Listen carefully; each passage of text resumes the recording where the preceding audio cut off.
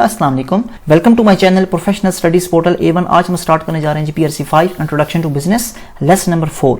जी आज हमारे लेसन के अंदर हमने जो सबसे पहले जो मेन चीज डिस्कस करनी है वो ये है कि stake holders versus share holders, कि स्टेक होल्डर्स में और शेयर होल्डर्स में आखिर फर्क क्या होता है। आइए पढ़ते हैं। Stake holders. अच्छा देखिए स्टूडेंट्स, मैंने यहाँ पे कुछ चीजें हाईलाइट की हुई हैं। अगर आप देखें तो सबसे पहले हमारे पास stakeholder is anyone who has any type of stake या इंटरेस्ट इन द बिजनेस। ठीक है, याद होगा आपको, हमने लेसन नंबर 3 के अंदर भी स्टेक होल्डर्स पे कुछ बात की थी कि स्टेक होल्डर्स से मुराद ऐसी पार्टीज होती हैं जिनका तल्लुक बिजनेस के साथ, किसी भी कारोबार के इन्वायरमेंट के साथ, चाहे वो अंदरूनी इन्वायरमेंट है या चाहे वो बैरूनी इन्वायरमेंट है। अब घर का माहौल होता है, एक होता है अंदरूनी एनवायरनमेंट, एक होता है बैरूनी एनवायरनमेंट, यानी कि जो बाहर का एनवायरनमेंट होता है। इसी तरीके से कंपनीज के अंदर भी इसी तरह ही होता है। एक होता है कंपनी का अंदरूनी एनवायरनमेंट, कि कंपनी के इंटरनली जितने मामलात होते हैं, कुछ ऐसी पार्टीज होती हैं, ठीक है, जिनका तल्लुक कारोबार के अंदरूनी माहौल से होता है। हमने लेसन नंबर 3 के अंदर एम्प्लॉयज की बात की थी, ठीक है, कि एम्प्लॉयज भी कंपनी के स्टेक होल्डर्स होते हैं, राइट, क्योंकि एम्प्लॉयज का जो तल्लुक होता है बिजनेस के ऑपरेशंस के साथ डायरेक्टली उनका तल्लुक होता है। इसी तरीके से हमने गवर्नमेंट की बात की थी, हमने सप्लायर्स की बात की थी, जिनका तल्लुक किसी भी कारोबारी जो एक्सटर्नल इन्वायरमेंट होता है उसके साथ होता है। ठीक है, वो कारोबार के बैरूनी माहौल से उनका तल्लुक होता है और वो कंपनी के साथ जो है ना जुड़े हुए होते हैं किसी न किसी ऑपरेशंस के अंदर। अब लेट्स से हम बात करते हैं सप्लायर्स की। सप्लायर्स का अब क्या काम हो सकता है? सप्लायर का ये काम जनाब हो सकता है कि फॉर एग्जांपल एक कंपनी जो है वो किसी भी चीज की प्रोडक्शन करती है, कोई चीज वो प्रोड्यूस कर रही है, कोई चीज वो बना रही है, ठीक है, तो उसको जाहिर बात है रॉ मटेरियल की जरूरत पड़ेगी। अब रॉ मटेरियल सप्लाई कौन करेगा? सप्लायर्स सप्लाई करेंगे, ठीक है, कि जहां से कंपनी अपना मटेरियल मंगवाती है, रॉ मटेरियल, ठीक है, प्रोडक्शन के लिए। तो हम ये कह सकते हैं कि जो सप्लायर्स हैं वो कंपनी के एक्सटर्नल स्टेक होल्डर्स हैं, राइट। इस तरीके से गवर्नमेंट है, ठीक है, गवर्नमेंट के कंपनीज के साथ क्या लेना देना। देखिए बात ये है कि गवर्नमेंट क्या करती है, ये टैक्स की कलेक्शन करती है, इंडिविजुअल से भी करती है और कंपनी से भी करती है। ठीक है, अब टैक्स इंपोज किस चीज पे होता है? इनकम के ऊपर होता है, सालाना इनकम के ऊपर टैक्स इंपोज होता है। ठीक है, अब गवर्नमेंट इस चीज के अंदर इंटरेस्टेड है कि आया कंपनी ने जो इनकम शो करवाई हुई है, ये इनकम ठीक शो करवाई हुई है या इनकम छुपाई तो नहीं हुई है? कंपनी के सारे असासे, कंपनी के सारे एसेट्स, तमाम चीजें सामने हैं या क्या सिचुएशन है? ठीक है, तो हम ये कह सकते हैं कि जो गवर्नमेंट होती है वो भी किसी न किसी एतबार से इंटरेस्ट रखती है कंपनी के अंदर, अपना स्टेक रखती है, अपनी दिलचस्पी रखती है, उसकी इंटरफेरेंस होती है। ठीक है, अब बात करते हैं जी शेयर होल्डर्स पे। शेयर होल्डर्स क्या होते हैं? Shareholder is someone who owns share या स्टॉक इन द बिजनेस। ठीक है जी, share holders is someone who owns shares या स्टॉक इन द बिजनेस। इसको जरा समझिएगा। देखें होता इस तरह से है। अच्छा पहले तो ये शेयर्स होते क्या हैं? शेयर्स को हम उर्दू के अंदर हिस्सेस कहते हैं, ठीक है, हिस्सेस, शेयर्स। अच्छा शेयर्स, देखिए कंपनी ने जब अपना फंड रेज करना होता है, ठीक है, देखें जब कंपनी बनती है ना तो कंपनी ऐसा तो नहीं है, आप कंपनी के सारे मामला तो वैसे तो नहीं चल जाते। कंपनी के पास पैसा भी होना बड़ा जरूरी है, पैसा, क्योंकि पैसे के बगैर कोई बिजनेस नहीं हो सकता, राइट। तो कंपनी जो कैपिटल जनरेट करती है, कंपनी के पास बहुत से तरीकेकार होते हैं, बहुत से रिसोर्सेज होते हैं। या कंपनी के पास एक ऑप्शन तो ये होता है कि वो बैंक के पास जाए और बैंक के पास जाके लोन के लिए अप्लाई करे, राइट। अच्छा ये ऑप्शन कोई बहुत ज्यादा कोई इतना मुनासिब ऑप्शन नहीं होता, क्योंकि वजह ये होती है कि जो कंपनीज होती हैं उनका जो सिलसिला होता है, आपको पता है कि कंपनी जो करोड़ों के अंदर काम करती हैं, तो जाहिर सी बात है प्रिंसिपल अमाउंट के ऊपर इंटरेस्ट बहुत ज्यादा पे करना पड़ता है।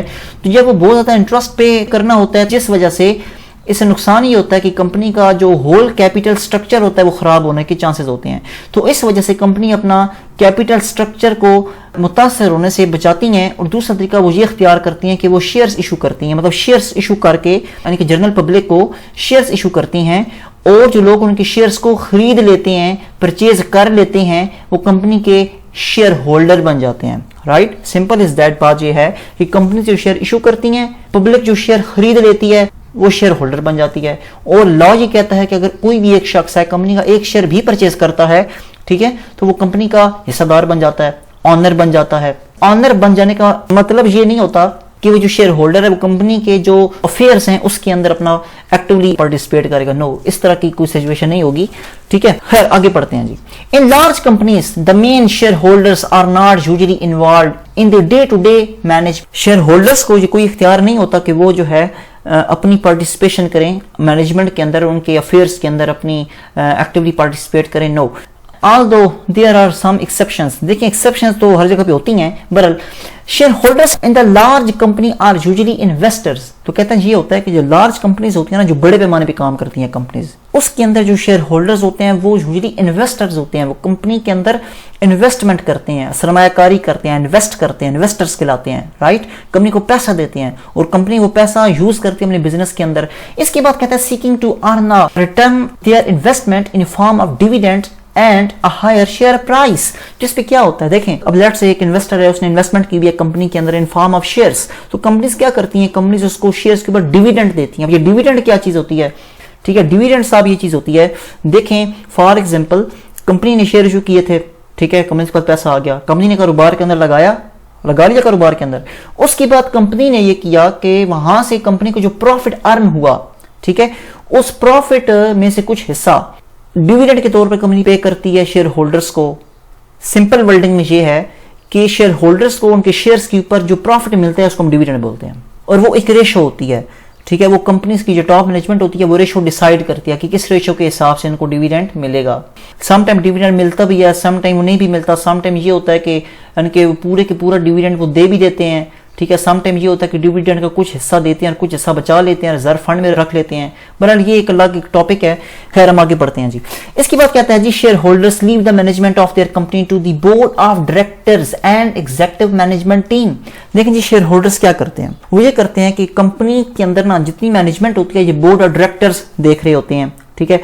अगर हम कंपनीज के अंदर बात करें तो हमें पूरा एक बोर्ड बना होता है, ठीक है, बोर्ड के अंदर डायरेक्टर्स शामिल होते हैं, और डायरेक्टर्स इलेक्ट कौन करता है, डायरेक्टर्स आते किस तरीके से हैं, शेयर होल्डर सिलेक्ट करते हैं, राइट।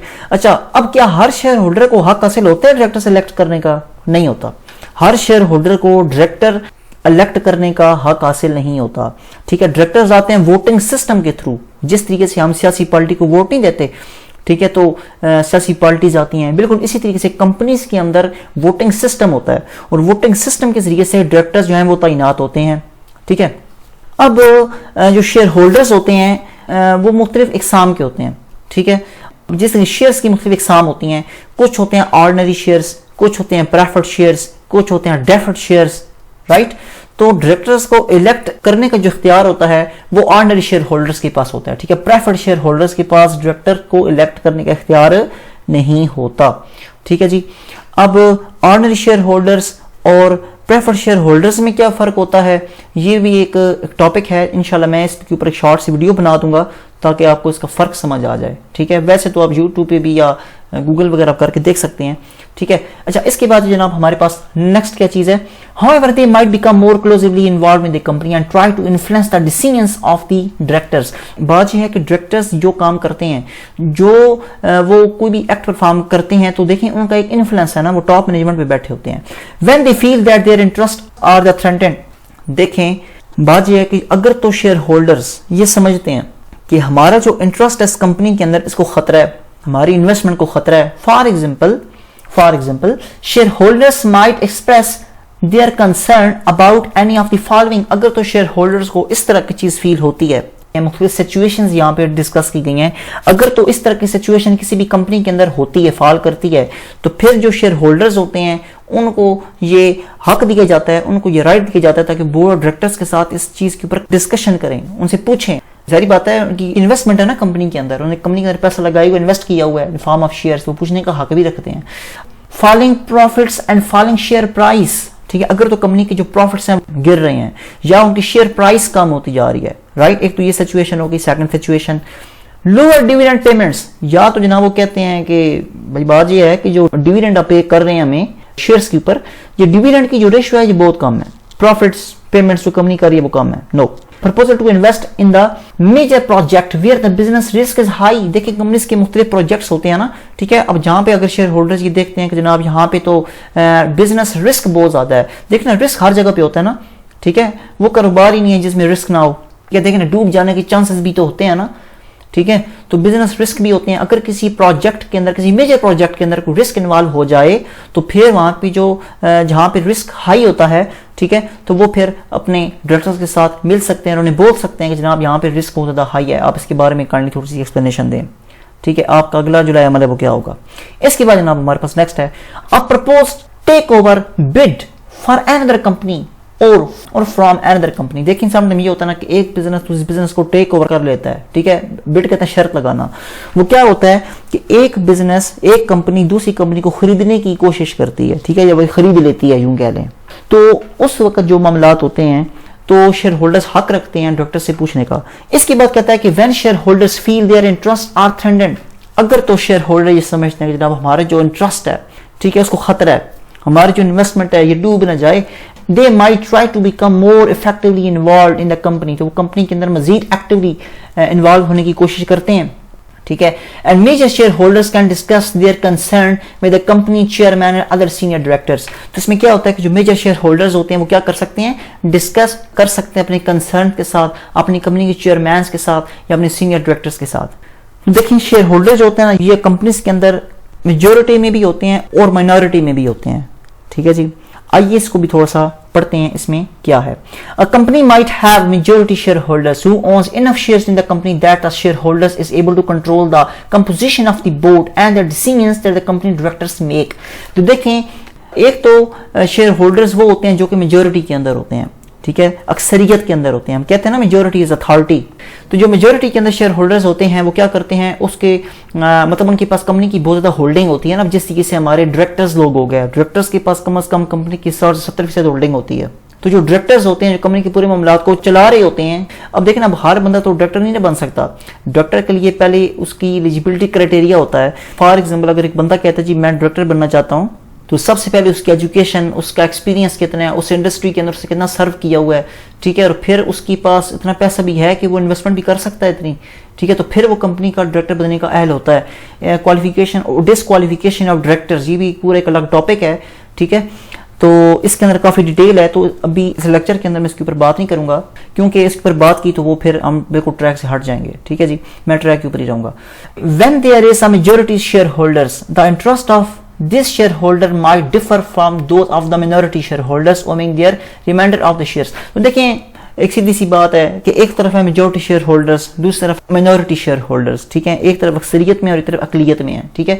तो जाहिर सी बात है उनके जो इंटरेस्ट होंगे, जो उनके जो उनकी पावर्स कह लें, जो भी होगा सिलसिला वो डिफर करेगा, मुख्तलिफ होगा। In other words majority share holders and the minority share holders might be different stake holders groups, ठीक है। तो हम ये भी कह सकते हैं दूसरे आसान लफ्जों के अंदर कि मेजॉरिटी शेयर होल्डर्स और माइनॉरिटी शेयर होल्डर्स उनके डिफरेंट स्टेक होल्डर्स होते हैं। स्टेक होल्डर्स से मुराद वो लोग हैं जो कि कंपनी के अंदर इंटरेस्ट रखते हैं, किसी न किसी हद तक वो स्टेक रखते हैं कंपनी के अंदर, ठीक है, इंटरनल और एक्सटर्नल के लिहाज से, जैसे ऊपर मैंने बात की, ठीक है। अब इसको मजीद अब देख भी सकते हैं इंटरनेट पे, बहुत ही आसान सा, बहुत सिंपल सा कॉन्सेप्ट है, इंशाल्लाह आपको समझ आ जाएगी। हम आगे चलते हैं जी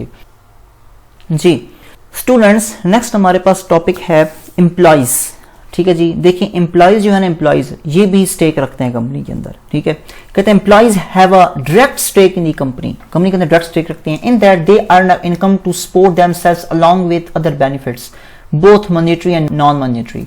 देखें एक एम्प्लॉय है, कंपनी के अंदर काम कर रहा है, क्यों काम कर रहा है, एक एम्प्लॉय कंपनी के अंदर क्यों काम करता है, भाई पैसे के लिए काम करता है ना, सैलरी हासिल करेगा वो। तो अच्छा वैसे ही जो लफ्ज है मॉनिटरी, मॉनिटरी का मतलब होता है पैसे का निजाम। अब ये होता है कि एक एम्प्लॉय जब कंपनी के अंदर आता है, अपनी सर्विसेज देता है, तो उसकी कुछ एक्सपेक्टेशंस कायम हो जाती हैं, राइट। कुछ मॉनिटरी होती हैं, कुछ नॉन मॉनिटरी होती हैं, ठीक है। मॉनिटरी जिसके अंदर पैसा इन्वॉल्व होता है, जिस तरीके से सैलरी जनाब उसको मिल रही है, उसको एक मॉनिटरी उसका बेनिफिट है। और नॉन मॉनिटरी फॉर एग्जाम्पल की कंपनी उसको मेडिकल की फैसिलिटी दे रही है या हेल्थ एंड सेफ्टी की कोई फैसिलिटी दे रही है, तो वो उसका नॉन मॉनिटरी के अंदर चीज आ जाएगी। Depending on the nature of the business employees may also have the health and safety interest for example in this industries of transportation, mining, oil and gas, construction sector. ये जो जितनी भी जो मॉनिटरी और नॉन मॉनिटरी फैसिलिटीज दी जाएंगी अपने employees को, ये डिपेंड करेगा नेचर के ऊपर, उस बिजनेस की नेचर की, उसकी नोयत क्या है, और फिर उसके मुताबिक उनके एम्प्लॉइज के हवाले से चीजें प्रोवाइड की जाती हैं और सेफ्टी एंड ट्रस्ट के हवाले से उनको एनेबल किया जाता है, ठीक है। इंडस्ट्री टू इंडस्ट्री ये वेरी करती हैं चीजें, ठीक है। ट्रांसपोर्टेशन के अंदर आप आ जाएं तो उसका मॉनिटरी नॉन मॉनिटरी जो वो अपने एम्प्लॉइज को कम्पनसेशन कर रहे होंगे वो मुख्तलिफ हो सकती है। अगर माइनिंग इंडस्ट्री है तो उसका तरीक़ाकार मुख्तलिफ होगा, और इसी तरीके से ये गैस एंड कंस्ट्रक्शन इंडस्ट्री का मुख्तलिफ हो सकता है, राइट। आगे चलते हैं जी। Firms hire employees to conduct their business operations, ठीक है। तो जो फर्म्स होती हैं, फर्म्स अपने एम्प्लॉइज को हायर करती हैं to conduct the business operations, and some firms have only a few employees देखें कुछ ऐसी फर्म्स होती हैं जिसके पास कुछ मिकदार के अंदर, कुछ थोड़ी क्वांटिटी के अंदर मुलाजमीन होते हैं, एम्प्लॉइज होते हैं अंदर, such as the General Motors and IBM, they have more than 200,000 employees spread across the globe. इस तरीके से हम बात करते हैं, IBM की बात करते हैं, या जब हम जनरल मोटर्स की बात करते हैं तो हम ये कहते हैं कि उनके एम्प्लॉइज कितने हैं जी, पूरी दुनिया के ऊपर जो फैले हुए हैं 200,000, 2 लाख उनके एम्प्लॉइज हैं। कुछ कंपनीज ऐसी होती हैं जो छोटे पैमाने पे होती हैं, कुछ बड़े पैमाने पे काम कर रही होती हैं, right, and running their operations in the different regions. Regions कहते हैं इलाकों को, इलाके। देखिए हर कंपनी का एक अपना स्ट्रक्चर होता है, ठीक है, उन्होंने अपने ऑपरेशंस को मुख्तलिफ रीजन्स के अंदर जो है वो डिफाइन किया होता है। इसके बाद हमारे पास एम्प्लॉइज और human resources, one of the most important stake holders of the business and can significantly effect the performance of the business. देखिए एम्प्लॉइज है ना, एक ह्यूमन रिसोर्स है। कंपनी को चलाने के लिए, बिजनेस को चलाने के लिए मुख्तलिफ रिसोर्सेज हमारे पास होंगे। कुछ हमारे पास फाइनेंशियल रिसोर्सेज हैं, कुछ हमारे पास फिजिकल रिसोर्सेज हैं, कुछ हमारे पास ह्यूमन रिसोर्सेज हैं जिसमें एम्प्लॉइज भी आते हैं, राइट। सो किसी भी बिजनेस की परफॉर्मेंस को मैयर करने के लिए, उसकी परफॉर्मेंस को डिटरमिन करने के लिए उसके ह्यूमन रिसोर्स को देखा जाता है कि उसकी ह्यूमन रिसोर्स कितनी स्किल्ड है। अगर तो आपके पास ऐसे एम्प्लॉइज हैं जो स्किल्ड हैं, काबिल हैं, एक्सपर्टीज रखते हैं, एक्सपीरियंस रखते हैं, सो हम ये कह सकते हैं कि जनाब बिजनेस की परफॉर्मेंस बहुत ऊपर तक जाएगी। Companies invest a great deal of income and commitment of the process of hiring good quality of human resource and then retain them offering comparative benefits and incentives. ठीक है, तो देखिए कंपनीज क्या करती हैं, कंपनी अपने बहुत सारा टाइम इन्वेस्ट करती हैं, अपनी कमिटमेंट के साथ इस हायरिंग के प्रोसेस के अंदर अपना कंट्रीब्यूशन करती हैं ताकि हम एक high quality of human resource को हायर करने में कामयाब हो जाएं और फिर then retain them to offer comparative benefits, हम उसको रिटेन भी रखें। देखें बात यह है कि क्वालिटी की ह्यूमन रिसोर्स हायर करना एक कारोबार के लिए एक माइलस्टोन है, एक माइलस्टोन अचीव हो गया। इसके बाद नेक्स्ट हमारे पास कौन सी चीज है, देखें इस काबिल ह्यूमन रिसोर्स को मैंने हायर तो कर लिया लेकिन उसको रिटेन भी तो रखना है, उसको बरकरार भी तो रखना है ताकि वो क्वालिटी की ह्यूमन रिसोर्स कुछ अर्से के बाद आपसे छोड़ ना जाए। रिटेन का मतलब होता है बरकरार रखना, राइट। अच्छा, वो कैसे बरकरार रहेगी जनाब, यहाँ पे 2 तरीके लिखे हुए हैं। एक तो पहला तरीका तो जनाब ये है कि ऑफरिंग कंपैरेटिव बेनिफिट्स, कि आप उसको बेनिफिट्स दें। कंपैरेटिव का मतलब ये होता है कि मार्केट के अंदर रेट क्या चल रहा है बेनिफिट्स का, ठीक है। कंट्री के अंदर या एक रीजन के अंदर बहुत सी कंपनीज हैं तो अपने एम्प्लॉयज को वो क्या पे कर रही हैं वो देखिए, आपको मार्केट का पता होना चाहिए। तो आप कंपैरेटिव बेनिफिट्स उसको दें, ठीक है, कि जितना बाकी उसको दे रहे हैं इस पोजीशन के ऊपर बाकी कंपनीज पे कर रही हैं, आप कम से कम ज्यादा नहीं तो कम से कम उतना तो पे करें ना, ठीक है, ताकि आपकी जो एम्प्लॉय आपके पास कम से कम टिके तो सही। इसके बाद उसको इंसेंटिव्स दें। नेक्स्ट जनाब हमारे पास employees also make the decision to work for company after careful thought as they are differently affected by the business, its policies and its success और फेलियर। जब एक ह्यूमन रिसोर्स आ जाएगी, ठीक है, तो वो फिर कारोबार के जो डिसीजंस होते हैं वो अच्छे तरीके से लेगी, कंपनी के हक में बेहतर होंगे, अच्छे तरीके से काम करेगी और कंपनी की बनाई पॉलिसीज के मुताबिक चलेगी। कोई भी बिजनेस है तो उसकी सक्सेस और उसका फेलियर, उसका सारे का सारा दारोमदार उनके एम्प्लॉइज के ऊपर होता है, राइट। आइए नेक्स्ट पढ़ते हैं। हमारे पास नेक्स्ट चीज है जनाब executive directors and senior managers. Companies के अंदर एग्जीक्यूटिव डायरेक्टर्स भी होते हैं ना और कुछ सीनियर मैनेजर्स होते हैं। आइए इसको भी देखते हैं। अब board of directors might consist of executive directors and non executive directors. हमने बोर्ड ऑफ डायरेक्टर्स की बात की थी, मैंने आपको बताया था कि कंपनीज के अंदर पूरा बोर्ड होता है, बोर्ड के अंदर डायरेक्टर्स लोग होते हैं। अब कुछ डायरेक्टर्स होते हैं जो एग्जीक्यूटिव डायरेक्टर्स कहलाते हैं, कुछ नॉन एग्जीक्यूटिव कहलाते हैं। अब ये एग्जीक्यूटिव और नॉन एग्जीक्यूटिव में फर्क क्या होता है भाई, देखें executive directors are usually full time employees, company के फुल टाइम एम्प्लॉइज होते हैं एग्जीक्यूटिव डायरेक्टर्स, जबकि non executive directors full time employee नहीं होते। As executives and full-time employees, executive directors are involved in the management of the company. ठीक है, company की management के अंदर अपने एक्टिवली पार्टिसिपेट कर रहे होते हैं। And their interest are therefore often similar to the interest of other senior executives, right. As executives and full time employees, executive directors are involved in the management of the company, ठीक है। तो हमने ये पढ़ा कि जो executives होते हैं ये फुल टाइम एम्प्लॉइज भी होते हैं, तो जो एग्जीक्यूटिव डायरेक्टर्स होते हैं ना ये मैनेजमेंट के अंदर इन्वॉल्व होते हैं। Their interest are therefore often similar to interest to other senior executives, और उनका इंटरेस्ट बिल्कुल सीनियर एग्जीक्यूटिव्स की तरह होता है। Who do not have a position on the board of directors, जो कि बोर्ड ऑफ डायरेक्टर्स की पोजीशन पे नहीं होते, राइट। आगे बढ़ते हैं, इसमें क्या है। The interests of executive directors and senior managers are affected by matters as their remuneration which consist of basic salary, pension rights, cash bonuses, share incentive schemes. तो देखें डायरेक्टर्स, बोर्ड ऑफ डायरेक्टर्स और senior managers, उनके दरमियान में फर्क भी होता है, उनकी रेम्यूनरेशन को लेकर, उनकी सैलरी को लेकर। रेम्यूनरेशन कहते हैं सैलरी को, which consist of basic salary, उसके ऊपर उनको जो पेंशन राइट्स मिलते हैं, जो कैश बोनसेस मिलते हैं, जो उनको इंसेंटिव्स मिलते हैं, राइट। आगे बढ़ते हैं, इसमें क्या है जी। तो बोर्ड ऑफ डायरेक्टर्स में और सीनियर मैनेजर्स में एक तो सैलरी के वाले से फर्क होता है, इसी तरह उनकी पावर्स और स्टेटस में फर्क होता है, उनके करियर प्रोस्पेक्ट्स में फर्क होता है, उनकी जॉब सिक्योरिटी में फर्क होता है, right. Executive director and other senior managers often want their company to grow in size. देखें, चाहे बोर्ड ऑफ डायरेक्टर्स हों या सीनियर मैनेजर्स हों, उनकी कोशिश ये होती है कि वो कंपनी के साइज को ग्रो करना चाह रहे होते हैं, because in the larger company they expect larger remuneration, more power and status, better career prospects. देखें, वो कंपनी को इस वजह से ग्रो करवाना चाह रहे होते हैं बिकॉज उनको लगता है कि जितनी कंपनी ग्रो होगी, और होता भी इसी तरह ही है, उनकी एक्सपेक्टेशन ये होती है कि जितनी कंपनी ग्रो करेगी, बिकॉज हम लोग कंपनी के मामलात को हेड कर रहे हैं, राइट, तो हमें लार्जर रेम्यूनरेशन मिलेगी, हमारी पावर्स बहुत ज्यादा हो जाएंगी, हमारा स्टेटस बहुत ज्यादा हो जाएगा, हमारे जो करियर प्रोस्पेक्ट्स है, मतलब हमें बहुत अच्छी अच्छी अपॉर्चुनिटीज मजीद आगे मिल जाएंगी। However, growing a company is not necessarily in the best interest of the shareholder। लेकिन यहाँ पे जनाब ये कहता है कि कंपनी तो ग्रो हो रही है एक तरफ से, वो तो बात सारी ठीक है, लेकिन ये जरूरी भी नहीं है कि शेयर होल्डर के इंटरेस्ट में भी अच्छी बात हो, ठीक है। Who are more concerned about profitability, dividends and share price, because वो तो जनाब कंसर्न है अपनी प्रॉफिटेबिलिटी से, अपने डिविडेंड से और शेयर प्राइस से। Other managers and employees, managers in the middle and junior ranks of management hierarchy might have ambitious to become senior managers। बहुत इंपॉर्टेंट एक इशू है, ठीक है। देखिए, ये होता है ना कि सबसे पहले तो ये समझना जरूरी है कि हायरार्की क्या चीज होती है। देखें, एक कोई भी ऑर्गेनाइजेशन है तो उसके अंदर हायरार्की ये चीज होती है कि वहां पे हम कहते हैं ना कि ये हमारे फर्स्ट लाइन मैनेजर हैं, ये हमारे मिडिल लेवल मैनेजर्स हैं और ये हमारे टॉप लेवल मैनेजर हैं, और हर अदारे में इसी तरह ही होता है, ठीक है। एक छोटा मैनेजर, उससे ऊपर उसका बड़ा मैनेजर, उसके ऊपर बड़ा मैनेजर, ठीक है। इसी तरीके से कंपनी के अंदर मैनेजर्स होते हैं जो कुछ सीनियर रैंक्स पे होते हैं, कुछ जूनियर रैंक्स पे होते हैं, ठीक है। तो यहाँ पे ये चीज कहता है कि वो मैनेजर जो कि अभी मिडिल रैंक में हैं या जूनियर रैंक पे हैं, तो वो सीनियर रैंक पे किस तरीके से आएंगे, मतलब उनका प्रोसीजर क्या होगा, उनका रूट क्या होगा, कि अगर एक मैनेजर है वो जूनियर रैंक पे है या मिडिल रैंक पे है, वो किस तरीके से टॉप रैंक पे आएगा, ठीक है। उसका जो प्रोसीजर है उसके अंदर इतनी ज्यादा एम्बिग्युइटी है, इतना ज्यादा इसके अंदर यानी कि अब हम मौजूद हैं, मतलब कि सिस्टम जो है वो क्लियर नहीं है कि जूनियर सीनियर कैसे बनेगा। However, their interests and concerns are different। तो उनके इंटरेस्ट, उनके कंसर्न्स डिफरेंट होते हैं। Often, junior managers and senior employees share common interests such as pay, working conditions, job security, job satisfaction and quality of life। तो हम ये कह सकते हैं कि जो मैनेजर्स हैं, चाहे वो जूनियर रैंक के हैं, मिडिल रैंक के हैं, सीनियर रैंक के हैं, ठीक है, उनके कुछ इंटरेस्ट हैं वो कॉमन होते हैं, जिस तरीके से उनकी पे होगी, उनकी वर्किंग कंडीशंस होगी, वो किस तरह के एनवायरनमेंट में काम कर रहे हैं, उनकी जॉब सिक्योरिटी, उनकी जॉब सेटिस्फेक्शन, कि वो कितना सेटिस्फाई है अपनी जॉब से, and then quality of life, उनकी क्वालिटी ऑफ लाइफ किस तरीके से है। इसके बाद अभी तक हम लोगों ने जो पढ़ा था वो हमने अभी तक इंटरनल स्टेक होल्डर्स के बारे में हमने कुछ पढ़ा कि एम्प्लॉइज होते हैं, मैनेजर्स होते हैं, ठीक है, बिकॉज उनका तल्लुक जो है कारोबार के इंटरनल एनवायरनमेंट से होता है, राइट।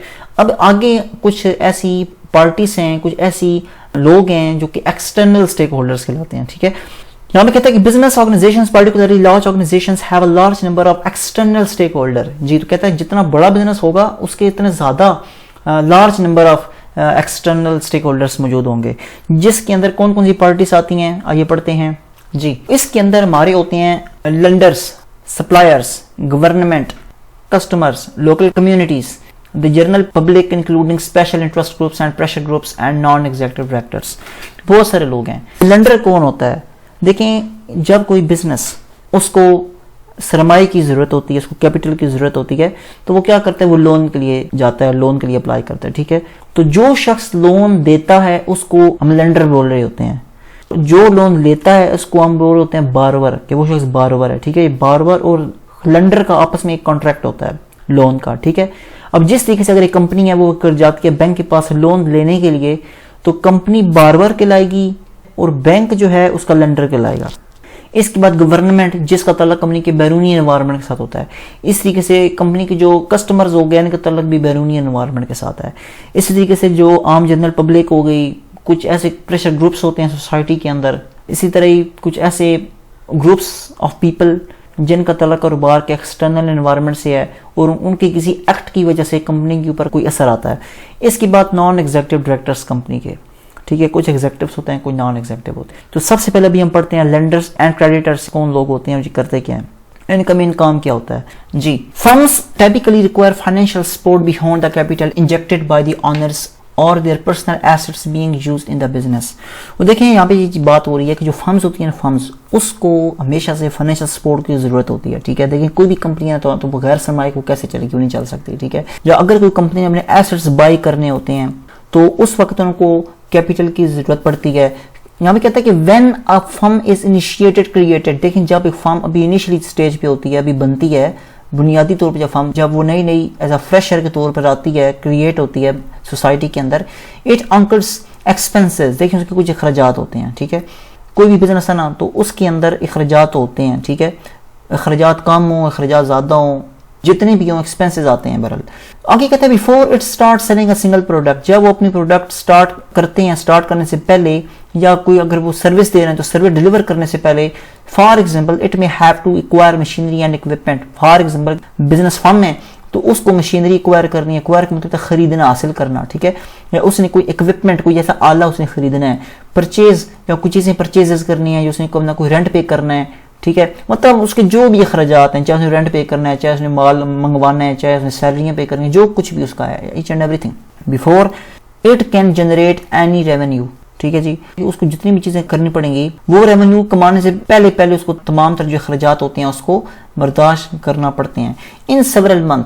देखिए बात यह है कि जब एक बंदा कारोबार स्टार्ट करता है, जो कमाई का स्टेज होता है वो तो बाद का स्टेज होता है। सबसे पहले तो खुद से लगाना पड़ता है, अपने पल्ले से पैसे पे करने पड़ते हैं, पल्ले से अखराजात लगाने पड़ते हैं, ठीक है। इसके बाद आगे है it's cost incurred may exceed it's revenue. Sometime ये होता है कि जनाब उसकी जो लागत होती है, जो कॉस्ट होती है वो ज्यादा होती है, एक्सीड रेवेन्यू, रेवेन्यू कहते हैं आमदनी को, इनकम को, यानी कि उसकी जो कॉस्ट है जो लगी है मे एक्सीड कर सकती है इट्स रेवेन्यू से। Therefore the firm can not slowly relied on money made from the sales to cover its expenses. Sometime बहुत ज्यादा मुश्किल हो जाता है कि जनाब की कंपनी अपनी सेल से ही तमाम तरह एक्सपेंसेस को कवर करे। The owners of the new business may initially have to rely on the borrowed funds और क्रेडिट। जी मेन जनाब इसका ये मेन थीम है इसका पूरे पैराग्राफ का। जो ऑनर्स होते हैं, जो मालिकान होते हैं किसी भी कारोबार के, तो उनको इनिशियली जरूरत पड़ती है, वो रियलाई कर रहे होते हैं, वो इनसार कर रहे होते हैं बोरोड फंड्स के ऊपर या क्रेडिट के ऊपर, लोन के ऊपर, उधार के ऊपर, जो नाम इसको दे दें। अब आगे पढ़ते हैं। Many firms that need funds borrow from financial institutions और इंडिविजुअल कॉल्ड क्रेडिटर्स, ठीक है। तो लोग क्या करते हैं, कंपनीज क्या करती हैं, वो जब उनको फंड की जरूरत पड़ती है तो वो बोरो करती हैं फाइनेंशियल इंस्टीट्यूशन से, जिसके अंदर बैंक्स आते हैं, और बैंक्स की तरह के जो मुख्तलिफ अदारे हैं जो लोन वगैरह देते हैं वो लोग आ जाते हैं, और जो लोन प्रोवाइडर्स होते हैं, ठीक है, जो फाइनेंशियल सपोर्ट कर रहे होते हैं उस कंपनी को, वो क्रेडिटर्स कहलाते हैं, और कंपनी उनकी डेटर्स कहलाती है। Who provide loans creditors may include friends, family at the first and banks which may be willing to provide money when the business is being running of some time with a suitable financial history and the market conditions, ठीक है। तो देखें बात यह है कि जो banks हैं या बैंक की तरह के जो फाइनेंशियल इंस्टीट्यूशंस हैं जो पैसा देने के लिए विलिंग हो जाते हैं, तो वो ये पहले तमाम चीज़ें देखते हैं। उस जो बारबर होता है उसकी फाइनेंशियल हिस्ट्री देखी जाती है कि वो बंदा स्टेबल है या नहीं है। देखें ना, कोई भी फाइनेंशियल इंस्टीट्यूशन है तो किसी भी शख्स को या किसी भी कंपनी को ऐसे नहीं वो लोन दे देगा चुप करके, वो पहले उसकी पूरी हिस्ट्री मालूम करवाएगा, ठीक है। वो देखेगा ये बंदा कहीं से पहले डिफॉल्टर तो नहीं हुआ, और फिर उसकी पूरी फाइनेंशियल हिस्ट्री देख लेने के बाद जब वो मुतमईन हो जाते हैं, फिर फॉर एग्जांपल एक बिजनेस है, ठीक है, तो उस बिजनेस की मार्केट कंडीशन है वो भी देखी जाती है, उस बिजनेस ने पिछले अरसे के अंदर कितनी सेल्स की हैं ये भी देखा जाता है। बिकॉज जो भी बैंक्स हैं जब वो लोन दे रहे हैं तो उस चीज़ को उन्होंने श्योर करना होता है कि हम जो लोन उनको दे रहे हैं तो आया हमें फ्यूचर के अंदर प्रिंसिपल अमाउंट के ऊपर इंटरेस्ट भी वापस आ जाएगा या नहीं आएगा, ठीक है। बैंक का नुकसान है ना हो जाए, क्योंकि बैंक के पास तो पब्लिक मनी होती है ना, बैंक का अपना पैसा थोड़ी होता है, ठीक है। तो ये चीज़ भी बड़ी ज़रूरी होती है देखनी, ठीक है जी। तो इस पैराग्राफ के अंदर यही है, ठीक है। आप इस पैराग्राफ को गौर से पढ़ें, इंशाल्लाह आपको समझ आ जाएगी, ठीक है। मैंने आगे भी कुछ चीज़ें पढ़नी हैं, चलिए यहाँ पे चीज़ यहाँ पे हाईलाइट की हुई है, मैं यहाँ से पढ़ता हूँ।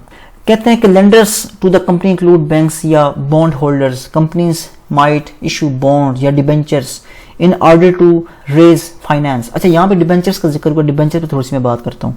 देखिए बात यह है कि कंपनीज ने जब फंड रेज करना होता है ना जी, कंपनी के पास बेसिकली कौन कौन से तरीकाकार हैं। या तो कंपनी जाएगी बैंक के पास लोन के लिए, देखिए मेन मकसद क्या होता है, कैपिटल रेज करना होता है, ठीक है। दूसरा उनके पास ऑप्शन ये होता है कि वो शेयर्स इशू करते हैं। तीसरा ऑप्शन जनाब ये होता है कि वो डिबेंचर्स इशू करते हैं, बॉन्ड्स या डिबेंचर्स जो भी कह लें, डिबेंचर्स इशू करते हैं, ठीक है। डिबेंचर्स को उर्दू के अंदर हम तमस्कात कहते हैं, तमस्कात, ठीक है जी। अभी तो एक और फर्क भी जानना जरूरी है कि शेयर होल्डर में और डिबेंचर होल्डर में क्या फर्क होता है, ठीक है। ये भी एक बड़ी इंपॉर्टेंट चीज है। देखें, जो शेयर होल्डर्स होते हैं ना वो कंपनी के ऑनर्स कहलाते हैं, जो डिबेंचर्स होल्डर होते हैं वो कंपनी के ऑनर्स नहीं कहलाते, क्रेडिटर्स कहलाते हैं।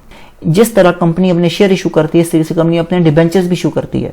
जो बंदा कंपनी के शेयर्स परचेज करता है वो कंपनी का शेयर होल्डर बन जाता है, और जो बंदा कंपनी के डिबेंचर्स परचेज करता है कंपनी का डिबेंचर होल्डर बन जाता है। ठीक है, दोनों को ही कंपनी अपना सर्टिफिकेट बना के देती हैं होल्डिंग का, कि इस शख्स के पास हमारी इतनी होल्डिंग है।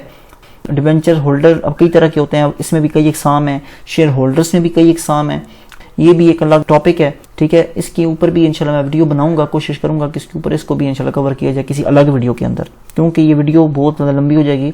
अच्छा, इसके बाद है एक और फ़र्क ये समझाना ज़रूरी है। देखें, कंपनीज जाती हैं ना बैंक्स के पास लोन अप्लाई करने के लिए, राइट। एक तो ये तरीकाकार हो गया कि वो बैंक के पास जाएं और लोन ले लें, लेकिन इससे कंपनीज को जो नुकसान होता है वो ये होता है कि कंपनीज को बहुत भारी इंटरेस्ट पे करना पड़ता है। ठीक है, तो कंपनी ये नहीं चाह रही होती कि मैं अपना इंटरेस्ट पे करूँ इतना ज़्यादा। ठीक है, सम टाइम कंपनी के ऑपरेशंस भी अच्छे तरीके से नहीं परफॉर्म कर रहे होते, सम टाइम सेल्स की कंडीशन भी इतनी अच्छी नहीं होती। ठीक है, तो कंपनी कैसे उनको पे करेगी? ज़ाहिर बात है कंपनी ने अपने आप को एग्जिस्ट भी तो रखना है ना। ठीक है, अपनी सैलरीज भी पे करनी है, एम्प्लॉइज को, और भी काफ़ी सारे मामलात हैं। तो इस वजह से कंपनीज बजाय कि वो बैंक की तरफ रजू करें, वो डिबेंचर्स होल्डिंग का रास्ता इख्तियार करती हैं। ठीक है, वो डिबेंचर इशू करती हैं। ठीक है, लोग क्या करते हैं, डिबेंचर को खरीदते हैं, कंपनी को वो पैसा देते हैं, कंपनी उस पैसे को कारोबार में इन्वेस्ट करती है कि और फिक्स रेट ऑफ इंटरेस्ट के साथ उनको डिबेंचर होल्डर को पे किया जाता है, राइट। तो ये एक और फर्क ये भी है कि जो शेयर होल्डर्स होते हैं उनको डिविडेंड पे किया जाता है, जबकि जो डिबेंचर होल्डर होते हैं फिक्स रेट के साथ हम उनको इंटरेस्ट पे करते हैं। ठीक है, चाहे कंपनी के हालात कैसे भी हैं, चाहे कंपनी बहुत अच्छी है, बहुत बुरी फाइनेंशियल कंडीशन जा रही है, फिर भी डिबेंचर होल्डर को हमने फिक्स रेट ऑफ इंटरेस्ट पे करना ही करना है। अब अगली चीज यहाँ पे ये है कि interest is paid on the bonds. Interest जो है ना बॉन्ड्स के बजाय डिबेंचर्स के ऊपर पे किया जाता है। ठीक है, और समटाइम वो which represent a debt that the company must eventually repay. ठीक है, अब कंपनी क्या करती है, जैसे पता है कंपनी ने उसको रीपे भी तो करना होता है ना। अब हम जो किसी इदारे से लोन लें तो हम उसको रीपे नहीं करेंगे, रीपे तो करेंगे। ठीक है, रीपे तो करती हैं companies. The main concern of lenders are that borrower should be able to repay the debt with interest on schedule। जी, मेन जो कंसर्न होता है लेंडर की जानिब से वो ये होता है ताकि बारवर को ये चाहिए कि वो इस काबिल हो कि वो इंटरेस्ट पे कर सके बारवर। ठीक है, विद इंटरेस्ट ऑन शेड्यूल, यानी कि जो उनका एक स्केजुअल है इंटरेस्ट का, भी फलान लोन है तो उसके ऊपर कितने % इंटरेस्ट आएगा, तो वो चीज़ उन्होंने पे करनी होती है बारवर ने लेंडर को। आगे पढ़ते हैं जी, आगे क्या हमारे पास जी।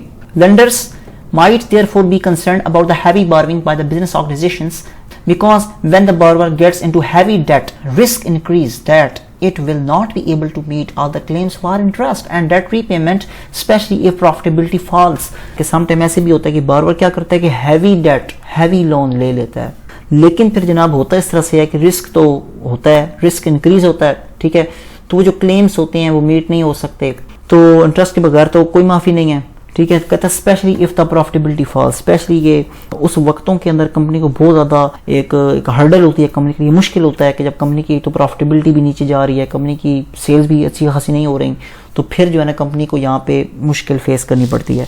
इसके बाद हमारे पास हैं जी सप्लायर। सप्लायर्स भी एक एक्सटर्नल स्टेक होल्डर्स काम करते हैं। वो किस तरीके से कहते हैं, business commonly use material to produce their goods and services. For example automobile manufacturers use steel to make automobiles while home builders meet content and wood siding and many other materials। देखिए बाहर जाके कोई भी business है तो वो उसको raw material की जरूरत पड़ती है। ठीक है, जब वो कोई चीज़ बनाती है, कुछ सर्विस प्रोड्यूस करती है तो रॉ मटेरियल तो लगेगा बीच में। जब वो किसी भी चीज़ की मैन्युफैक्चरिंग है तो रॉ मटेरियल तो लगेगा उसमें। Firms can not complete their production process if they can not obtain the material. ठीक है, तो कोई भी ऐसी कंपनी है, कोई भी फर्म है, तो वो अपना उसका मैन्युफैक्चरिंग का जो प्रोसेस होता है वो कंप्लीट ही नहीं हो सकता विदाउट द मटेरियल। ठीक है, therefore their performance is partially dependent on the ability of their supplier to deliver the materials on schedule। ठीक है, तो होता इस तरह से है क्योंकि जो परफॉर्मेंस होती है ये डिपेंड कर रही होती है सप्लायर्स की एबिलिटी के ऊपर, सप्लायर की सलाहियत के ऊपर कि वो कितनी एबिलिटी रखता है कोई भी पर्टिकुलर मटेरियल की डिलीवरी के अंदर। ठीक है, इसकी बात है हमारे पास business organisation also buy goods and services from their suppliers. तो बिजनेस ऑर्गेनाइजेशन क्या करती हैं, बाय करती हैं गुड्स और सर्विसेज बाय करती हैं अपने सप्लायर से, और suppliers will usually agree to allow their customers some credit time to pay but their main interest are that. लेकिन जो सप्लायर्स होते हैं वो करते ही हैं कि वो सम टाइम एग्री हो जाते हैं उधार के ऊपर भी, क्रेडिट के ऊपर भी माल सप्लाई करने के हवाले से, लेकिन जो सप्लायर्स होते हैं वो भी कंपनी के अंदर इंटरेस्ट रखते हैं। अगर एक सप्लायर है तो वो क्यों माल देगा कंपनी को उधार पे, भाई क्या वजह जाए, क्यों माल दे, इसकी क्या लॉजिक बनती है? सबसे पहले तो लॉजिक ये बनती है कि customer will pay which is on that will not become a bad debt. जो भी कस्टमर हमसे चीजें उधार पे लेके जा रहा है, पे तो ये करेगा, इसने करना ही करना है, ठीक है, मतलब हमारा ये बैड डेट नहीं होगा। अब यहाँ पे कोई चीज है बैड डेट क्या चीज होती है? देखिए समटाइम ये होता है ना, जब कस्टमर उधार पे माल खरीद कर जाते हैं ना, रीपेमेंट नहीं होती, ठीक है, समटाइम वापसी नहीं करते, ठीक है। जो माल सप्लाई करने वाला शख्स होता है या जो सेलर है, उसको ये यकीन हो जाता है कि वाकई ये वाला जो पर्टिकुलर माल सेल किया था फलां डेट को फलां अमाउंट के बस, तो ये अमाउंट मुझे वापस नहीं मिलनी, तो उसमें कहते हैं बैड डेट्स हो गए हैं, मतलब ये पैसा कंपनी का डूब चुका है, ठीक है। तो इसमें अब ये होता है कि जो कस्टमर्स होते हैं, ठीक है, मतलब उनकी एक राय होती है, सप्लायर्स की एक चीज उनके माइंड में होती है कि जनाब जो माल हमसे कस्टमर लेकर जा रहा है ना, इसमें पे तो करना ही करना है, ठीक है, बैड डेट हमारे नहीं होंगे। Customers will continue to buy from them, वो इस वजह से उधार पे माल देने के लिए राजी होते हैं, उनको पता होता है भाई अब ये जो कस्टमर है ना, अब ये लगातार हमसे परचेज करेगा फ्यूचर के अंदर। इसके बाद customers will treat them fairly and deal with them in the ethical way, और जो कस्टमर्स होते हैं वो ये करते हैं कि फेयरली तरीके के साथ हमारे से डीलिंग करेंगे, सप्लायर ये सोच रखते हैं और एथिकल तरीके के साथ ये हमसे चलेंगे, ठीक है जी। तो ये हम कह सकते हैं कि जो सप्लायर्स होते हैं उनका अपना एक इंटरेस्ट होता है। अगर हम देखें तो हर पार्टी की कुछ ना कुछ एक्सपेक्टेशंस होती हैं, जैसे कि हमने ऊपर बात की थी लेंडर्स और बारोवर की, ठीक है। तो जो लेंडर उसकी क्या एक्सपेक्टेशन है कि लोन की रीपेमेंट आ जाएगी प्रिंसिपल अमाउंट के साथ इंटरेस्ट भी। सप्लायर क्यों माल उधार पे सप्लाई कर रहा है, इस वजह से कर रहा है ताकि मुझे एक तो मेरे जो कस्टमर होगा वो तो मुतमईन भी रहेगा, पैसे की वापसी भी कर देगा, बैड डेट्स की चांसेस भी नहीं होंगे, बहुत कम होंगे। इसके बाद हमारे पास जनाब आगे ये है कि वो लगातार कंटिन्यूसली मेरा गाहक बन जाएगा और वो फेयर तरीके से और अच्छे तरीके से एथिकल वे के साथ मेरा कस्टमर रहेगा, राइट जी। स्टूडेंट्स, आज का लेक्चर यहाँ पे ख़त्म करते हैं, इंशाल्लाह इसके बाद हमारा लास्ट लेक्चर होगा, ठीक है, और इंशाल्लाह ताला ये चैप्टर हमारा कंप्लीट हो जाएगा। इसके बाद हम चैप्टर नंबर 2 स्टार्ट करेंगे। मुझे भी आपको समझ आ गया होगा। अगर मजीद भी अगर आपके मन में कोई कन्फ्यूजन है, कोई चीज़ पूछनी है तो आप पूछ सकते हैं, अपना फीडबैक भी दें और मेरे चैनल को भी सब्सक्राइब करना ना भूलें। इंशाल्लाह ताला नेक्स्ट वीडियो में फिर आपसे डिस्कशन होगी अलग टॉपिक पे। डिस्क्रिप्शन के अंदर मैं अपना नंबर भी दे दूँगा, अपना जीमेल भी दे दूँगा, आप रब्ता करना चाहें तो आप ही मुझसे रब्ता कर सकते हैं। बहुत शुक्रिया, टेक केयर एंड अल्लाह हाफिज़।